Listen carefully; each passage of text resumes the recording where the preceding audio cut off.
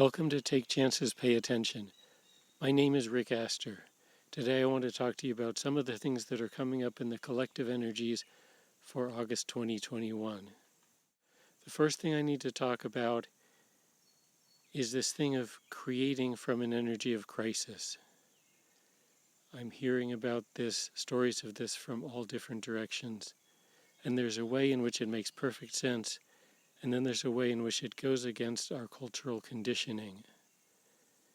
Now, the way it makes perfect sense is in business culture, where there's a school of thought that says the perfect time to create something new is when the world is in a crisis. But they're assuming it's the world that's in a crisis, or the market, and not you in your individual crisis creating a new business or a new business approach. And at the same time, the world is going through this big transition. We're going from one era to another. We have to create a lot of things. Now is obviously the time.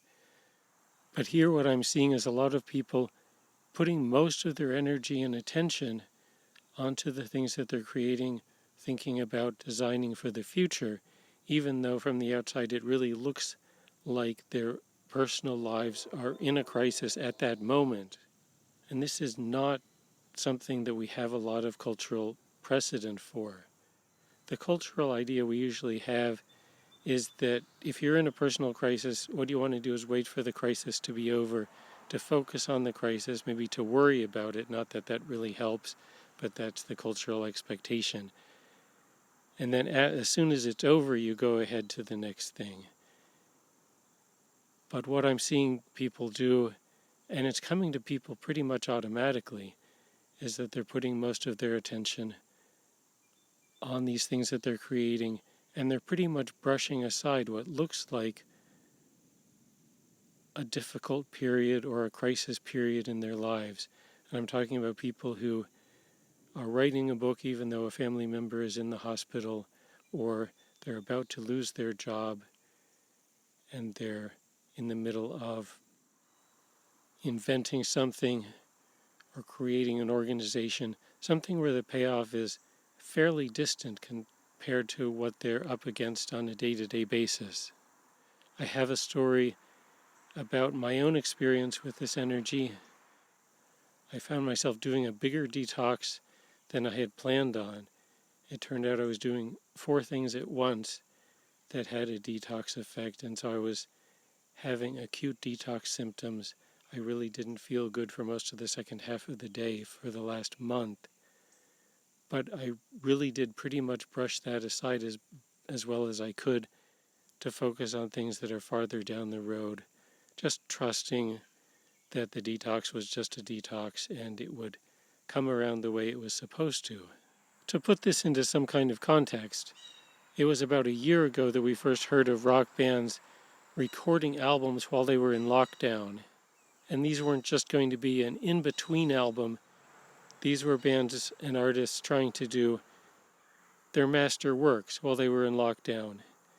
And it seemed a little strange a year ago, but now it seems this kind of approach has filtered out to everyone, where half the people I know are facing some kind of adverse circumstance or what you might even call a crisis, and they're still focusing forward, still trying to do what they need to do to create the next thing. Now, there's some cautions about this, of course. You don't want to put the energy of the crisis into something you're creating. I haven't actually seen anyone doing this, but it's something to think about. When you're creating something, making sure you're creating it from a good energy, that you're not feeling a sense of crisis in the moment that you're creating. Now, the reason we're not seeing that is that people are being pulled to this creative work that they're doing. So they're being pulled away from the feeling of crisis and into the sense of creating something, into the sense of what they're doing that's new. The other caution, of course, is not to burn out, not to be doing so many things at once that you're not taking care of yourself. And this, I'm afraid I am seeing a little of. If you're focused on some big thing that you're creating, and at the same time you're navigating a crisis, and then you're trying to not to think too much about the crisis, it's easy to not think quite enough about how you're doing that day. And so it's important just to check in, make sure you're taking care of yourself. I certainly don't want to discourage anyone who's being called to do something creative in the current time, because obviously this is the time when we need creative people more than ever. And there's something from Rebecca Campbell from her new book, Letters to a Starseed, that addresses this that I want to read to you. Creating in times of change.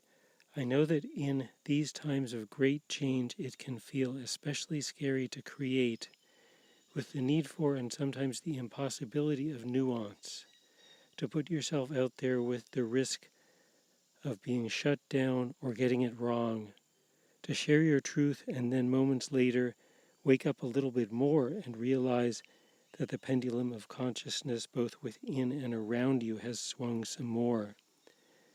As a creative, it's normal to look back on your past creations and want to change them, perfect them, even destroy them, to make them like you a never-ending work in progress. But that's not the role of the artist or the creative, of the poet, of the writer, of the mystic, of the healer, of the weaver. We didn't come here to find out the answer and then create that. We came here to live it, to feel our way through it, to dance it and to sing it, to write it out. So the second thing in the current energies that I'm noticing is that people are seeking help more readily earlier on, not waiting till they're sure they're stuck before they start to ask what help they can get. And this is taking two forms in particular. People are looking online for what help they can get for a problem that they know they're facing or that's coming up. And they're looking to their spirit guides to get help with things.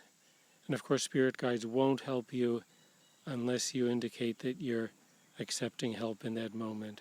So it's important to ask spirit guides for help, to focus on them, and of course, to be ready to receive whatever guidance they have to offer.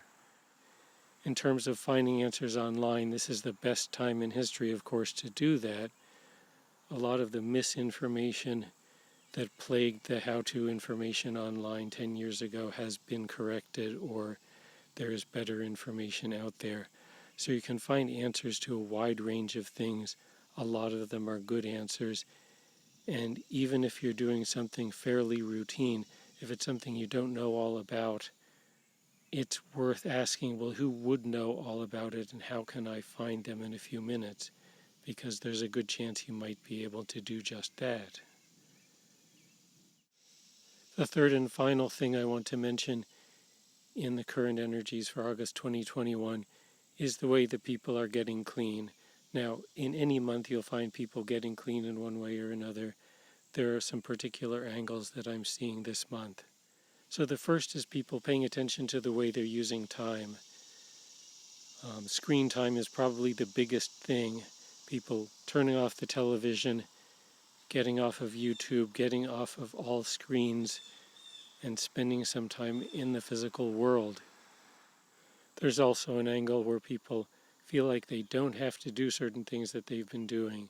Certain meetings aren't happening anymore. In some cases, people are leaving jobs because the job takes up too much time and energy, and they realize they really don't need that job. So there are things like this where people are changing the way they look at their time. This is a sign that people are seeing themselves as valuable. When you see yourself as valuable, then you see your time as valuable, and then you start to do these things to protect your time. And that's the real trend I believe I'm seeing. And then another way people are coming clean is in connection with food. And there are specific areas of food, but really we're talking about junk food for the most part here. And junk food is really any food where the toxic load of the food is greater than the nutritional value, or it's about the same. So that's not food that makes you healthy in the long run, although it may keep you going for a while. So in particular, I'm hearing about people drinking less milk And yes, this is the plant-based milk also. That's also a processed food. And things like potato chips, cookies, in my case. It's not about giving up these things entirely, although it's fine if you're ready to do that. But if you cut back by half, you get a lot of benefit when it comes to any form of junk food. Restaurant food is another form of food that people are cutting back on in many cases.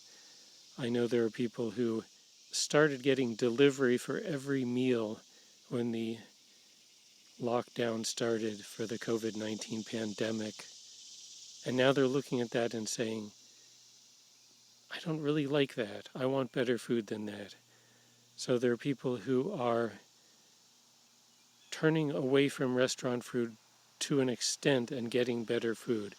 And just to explain, almost any food is better than restaurant food because the game in the restaurant business is to get the cheapest ingredients you can find that you can pass off as food. So this, for the most part, is a lot worse than the food you would find on the shelves in the supermarket. And of course, you can do better than the food on the shelves in the supermarket. But the point here is that you can do worse because, if you buy food from a restaurant, they're not really required to disclose what they put in it the way a packaged food has to. And so the way that works out is they're putting worse stuff in it than they would want to admit if they had to put a label on it and put it on a shelf for you to read. So people are cutting back on potato chips, cookies, milk, and restaurant food, and some other kinds of junk food. And that's the main way that people are coming clean this month, along with having a cleaner way of relating to time.